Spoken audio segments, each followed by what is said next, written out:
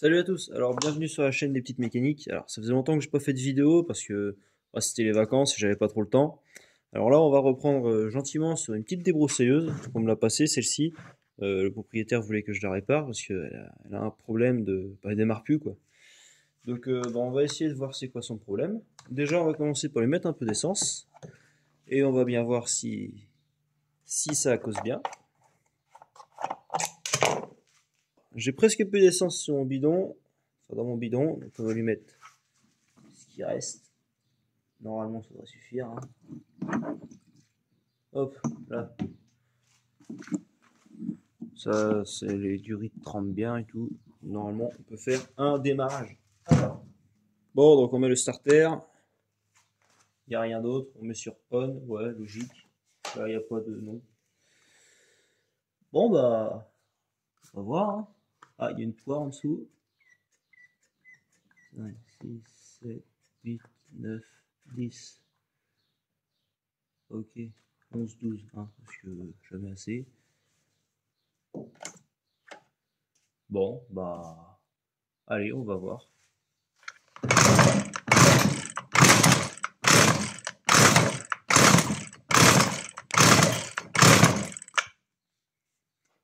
Ouais, je sais pas. Bon, bah ça démarre pas. Alors, qu'est-ce qu'on va pouvoir regarder? Bon, déjà, on va voir la gueule du filtre. Ah, c'est un petit fil comme ça.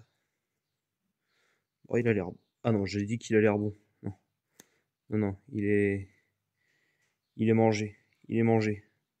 Oh là. Ah, il était mangé sur le bas, en fait. Et bon, sur le haut, il est mieux. Bref, bon, il est mort. C'est pas grave, de toute façon, c'est une machine fabriquée en Chine. Hein. Donc, c'est une McCulloch, sous marque du Husqvarna. C'est marqué dessous, là. Ici même, Husqvarna, McCulloch, bon, et Made in China. Bon, bref. Donc, les pièces coûtent pas trop cher. Normalement, ça se trouve sur Amazon ou sur AliExpress, sur des trucs comme ça. Il y a la durite ici qui est morte. Peut-être une cause, hein. Une prise d'air, c'est jamais bon. Là, je sais pas si vous voyez. Juste ici. La durite, elle est clairement trouée. On va voir pour la remplacer. On va retester. On va noter notamment qu'on a une magnifique fuite d'essence qui coule du carbu.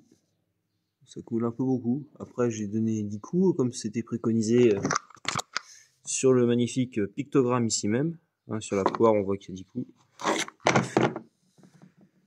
Alors ça goûte quand même beaucoup, quoi. C'est pas trop normal. Sans doute pour ça d'ailleurs que le filtre à air il s'est fait beaucoup. Avant de démonter plus, je vais essayer quelque chose. Je vais mettre du ça dans le carbu. C'est du fluide de démarrage, hein. C'est tout simplement du start pilote, quoi. Ça brûle bien. On va bien voir. Parce que ça se trouve, il n'y a pas d'allumage. Je pensais à ça.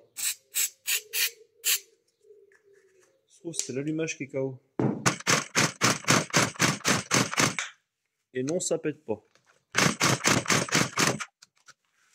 Bon. Bah, si même avec ça, ça démarre pas, c'est qu'on a un problème.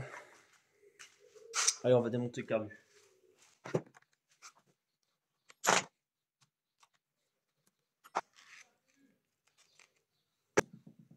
Alors, je viens de remarquer un truc en démontant le carbu. J'espère que vous allez voir. Là, à l'intérieur du carbu, il y a un petit volet. Là, vous voyez, là, il est ouvert, il est fermé. Et le problème, c'est que quand il est rabaissé, il est censé toujours y avoir un petit passage d'air, voilà, pour que le moteur tourne au ralenti, quoi. Mais là, et ben là, il est complètement fermé. Alors, est-ce que ce serait pas tout simplement un problème de réglage de la petite vis qui est ici? Eh ben, peut-être bien. On va voir ça tout de suite. Alors, sinon, avant de remonter, j'ai trouvé une durite de remplacement. Alors, ça, c'est une durite de reniflard de Briggs Stratton. 650 series, je crois. Bref, un quantum. Juste à la découper, et puis elle a à peu près le même angle. Oh, ça devrait le faire nickel. Hop, un petit coup de ciseau là. Alors voilà la petite durite est remontée. Elle va impeccable, comme un gant. On va revisser la petite vis donc que je vous ai montré tout à l'heure. Voilà. Et là on peut voir qu'à l'intérieur ça s'ouvre. On va réessayer. Si ça se trouve c'était ça le problème. C'est quand même bizarre que ça ne pète même pas. Je vais essayer un coup avec ça.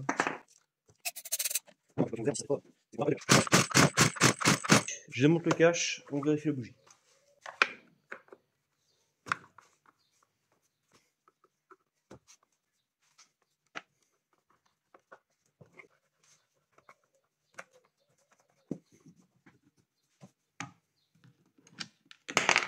Eh ben, on peut dire qu'il était pas prêt de s'envoler. Combien de vis là? Alors, attendez, il ne peut pas descendre. Voilà. On a 1, 2, 3, 4, 5, 6, 7, 8, 9 vis pour tenir un cache en plastique. Il était pas prêt de s'envoler. Premier truc que vous pouvez voir, c'est que c'est extrêmement... comment dire? Il y a plein d'essence partout. C'est super gras. C'est censé être sec normalement. Donc c'est bizarre. Bon alors maintenant pour vérifier l'allumage c'est très simple. On fait sauter le machin. Hop. Ça c'est du quoi? C'est du...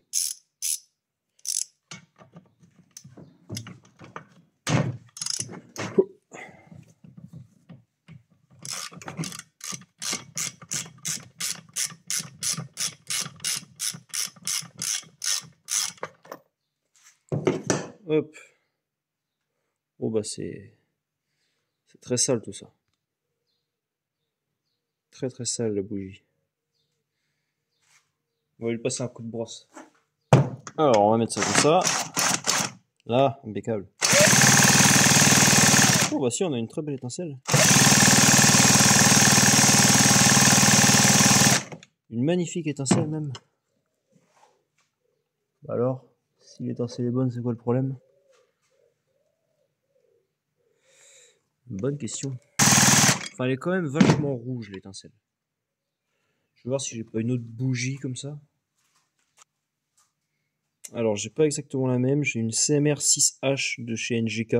C'est pour les styles, les élagueuses style. Celle-ci, c'est une CMR 7H. On va bien voir. Peut-être qu'avec la style, ça ira mieux. Alors.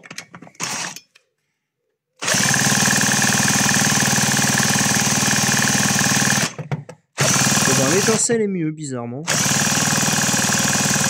Elle est toujours rouge. C'est peut-être un peu faible. La bobine est peut-être un peu dans le mal. La bobine de la machine, je veux dire.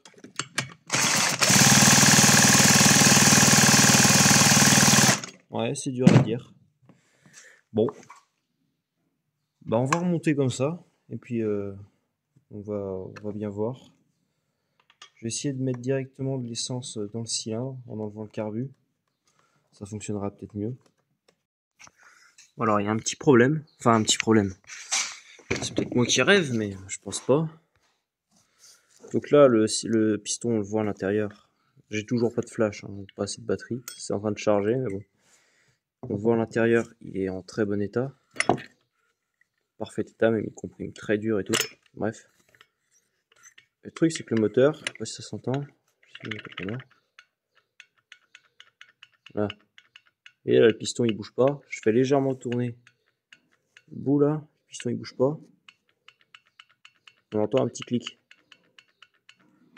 Là, voilà, là, ça bouge.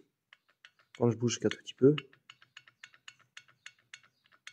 Alors, je sais que dans les moteurs de temps, il y a toujours un peu de jeu parce que c'est pas la précision extrême. Mais enfin, là, quand même, ça fait peut-être un peu beaucoup. Bref, ça se trouve, je m'inquiète pour rien. Cependant, je vais essayer de lui mettre du nettoyant de frein.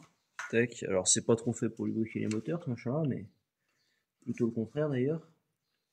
Enfin bon, ça peut le faire démarrer. Ah, c'est toujours une bonne chose. Ça peut faire tousser. Oui, bah toujours la perceuse.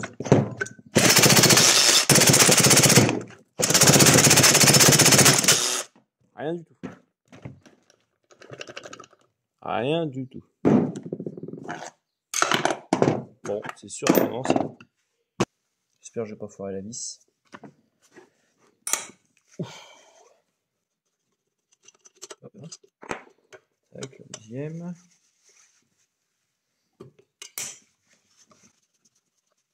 Voilà.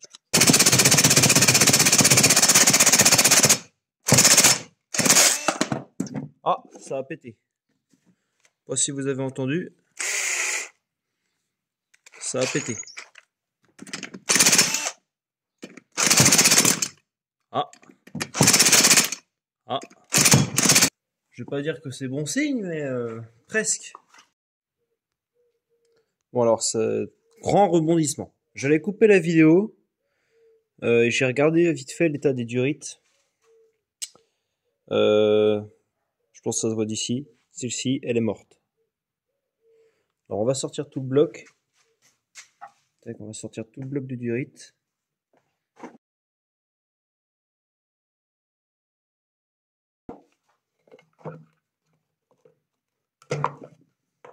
Voilà.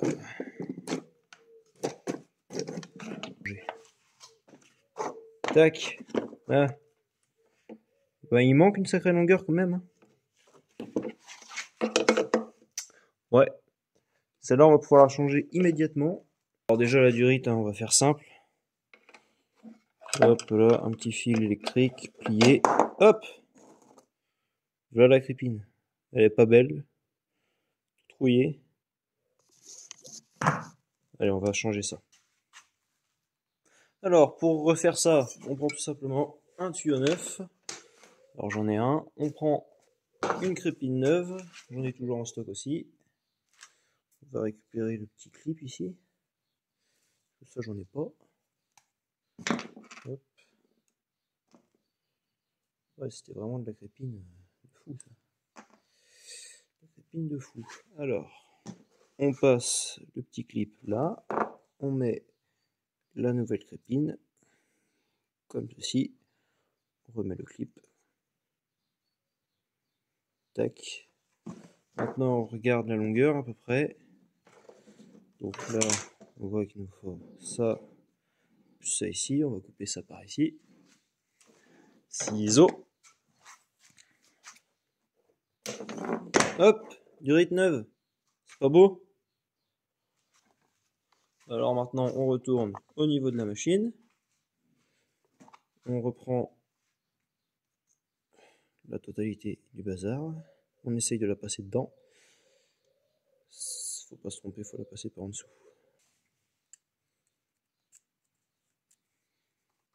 Tac, on la passe la pince là-dedans.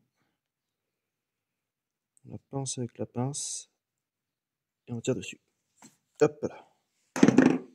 Voilà. Faire sortir comme avant. C'est-à-dire de un petit peu mais pas trop. Ouais, c'est pas mal. Tac. On la remet. On la remet.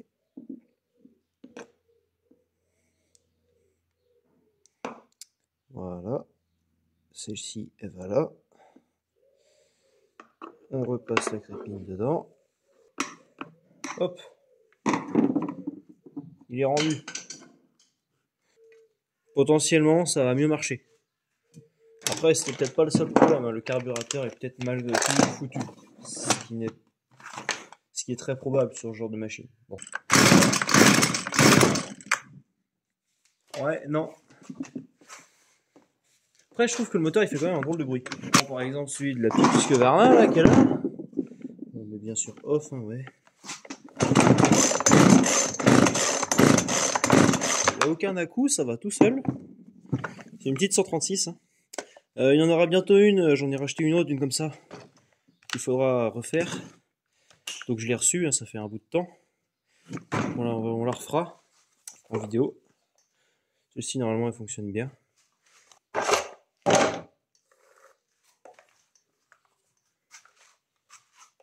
Ok, alors petit démarrage.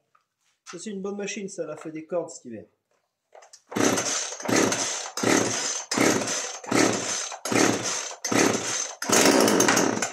Ah, pour une machine qui n'a pas démarré depuis 3 mois, c'est pas mal.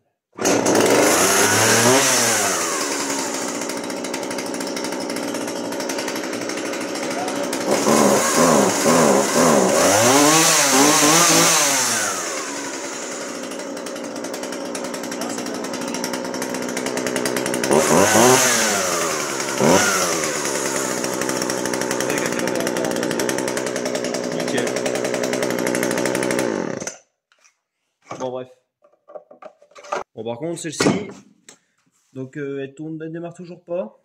Je vais voir quand même s'il n'y a pas moyen de trouver le carburateur sur Amazon pour pas trop cher, parce que je pense que c'est un grand coupable, le carbu. C'est souvent problématique sur ces machines-là. Les carburateurs, tu les démontes, ils sont tout propres, ils paraissent neufs, mais en réalité, ils sont morts. Cherche pas, c'est normal. Bon bref, fin de la vidéo pour cette fois-ci. On verra, je pense que je vais commander le carbu, ça c'est sûr. Après, si ça ne démarre pas avec l'autre carbu, on verra pour ouvrir le moteur, parce que je sais pas. Il y a un petit jeu dedans, il fait un petit... Ça c'est le lanceur là qu'on entend. Il y a quand même un petit jeu. Je pense que c'est normal, je pense que c'est rien, mais bon. Je pense que le carbu ça suffira. Changer le carbu et puis voilà. Bon, allez, la bougie aussi. Bonne fin de journée à tous et puis à la prochaine.